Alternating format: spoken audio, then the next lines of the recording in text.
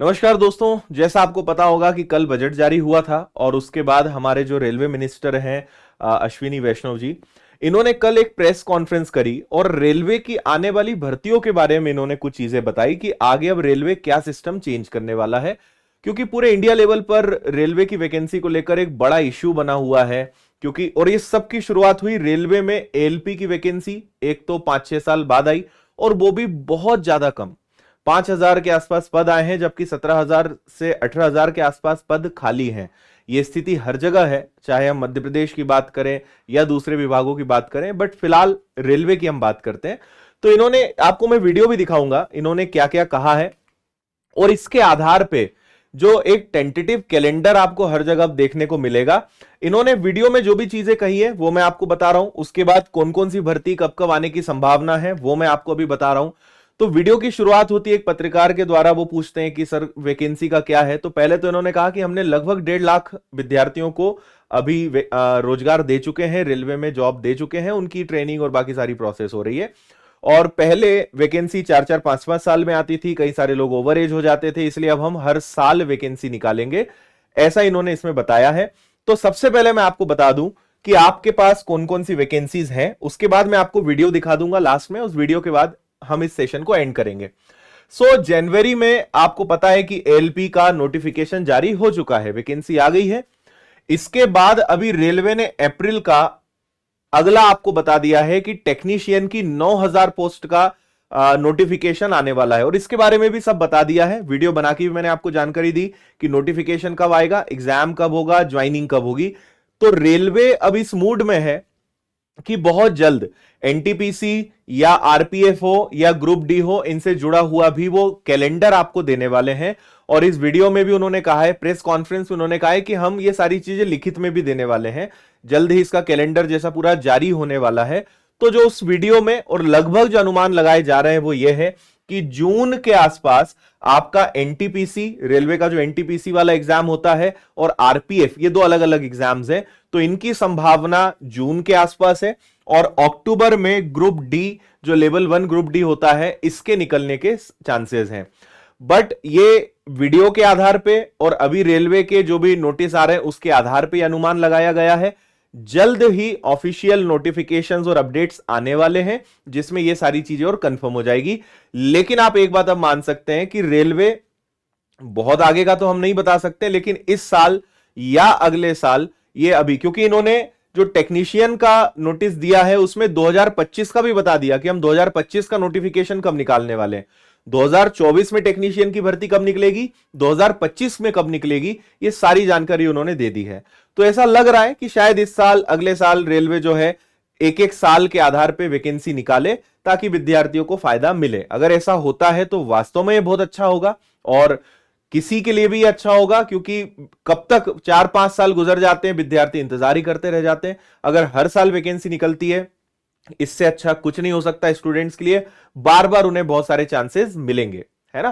तो railway, group D, NTPC, इनके भी आने वाले कुछ महीनों के अंदर नोटिफिकेशन, ऑफिशियल नोटिस आने के पूरे चांसेस हैं।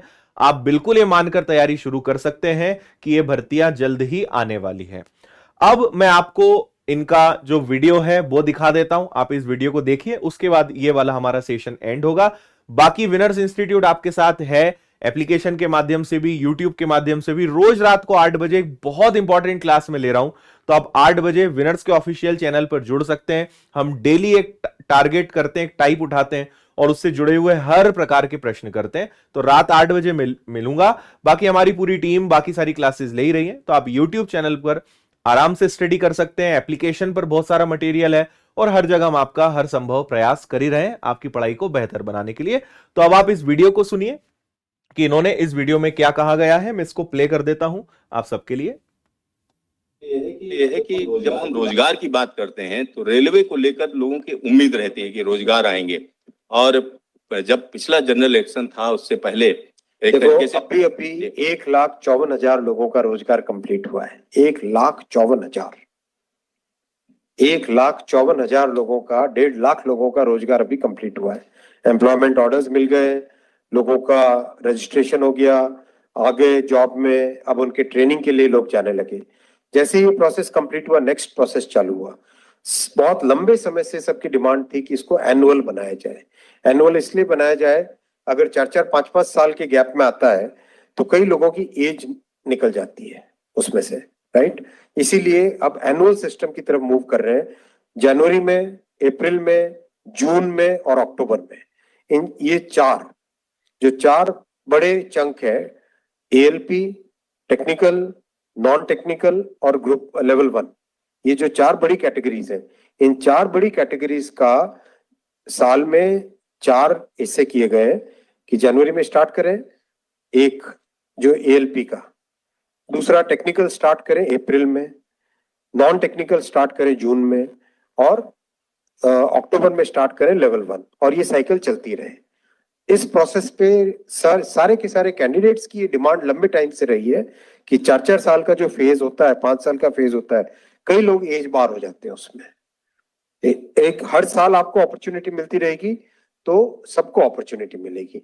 इस थिंकिंग के साथ आगे बढ़े और इसी थिंकिंग और इसमें भी जितनी रिक्वायरमेंट थी उससे ज्यादा अभी नोटिफाई किया है। 1 साल के हिसाब से जो रिक्वायरमेंट है, 1 साल के हिसाब से अगर जैसे लोको पायलट का मैटर है, कितने लोग रिटायर होते हैं उससे ज्यादा लिए हैं, राइट। टेक्नीशियन का है तो टेक्नीशियन का जो अप्रैल के आसपास, अप्रैल से पहले निकल आएगा, क्योंकि हम लोग वो मॉडल कोड ऑफ कंडक्ट को भी अवॉइड करना चाहते थे, वरना नॉर्मल प्रोसेस में अप्रैल में निकलता टेक्नीशियन का, पर मॉडल कोड ऑफ कोड को अवॉइड करने के लिए पहले निकाला है।